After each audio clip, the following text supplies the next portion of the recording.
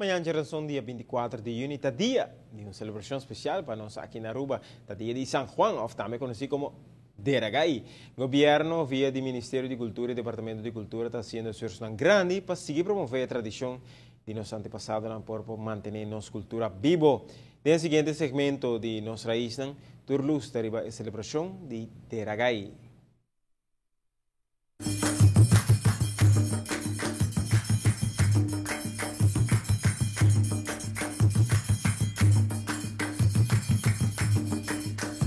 Nota uma tradição que nasce na Aruba. Taquere que mais bem ela começa na México, Guatemala e Venezuela.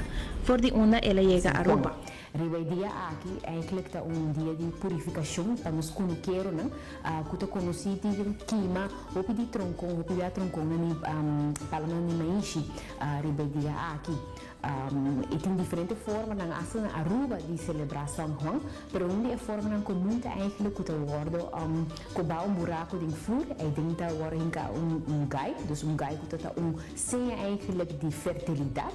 Então over die gai agora põe calbas e assim a pessoa gente hom rope biapa sobre eigenlijk trabalho de kunuku trabalho pisa, dus é símbolo eigenlijk de fertilidade e também a gente hom que está trazendo kunuku, que está baila com su tapa, su wo tapa te hora que tá por badale gai. Eigenlijk tá ganha 3 chances da badale gai. Então sabe eigenlijk tá bem de história bíblica de São Pedro, que ganha 3 viagens que tá conhecer Jesus. Para o governo tá mais importante para proteger a tradição aqui, que tá mais popular para os grandes não.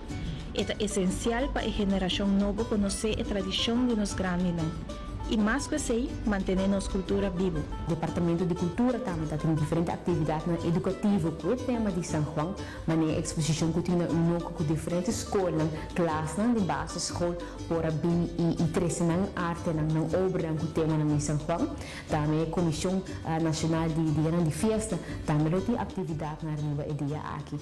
O Ministério e o Departamento do Ministro Oliver extendeu uma invitação calorosa para o povo de Aruba para poder celebrar o dia nacional e nosso dia importante para nós aqui e tem dia placenteiro, dia 24 de junho.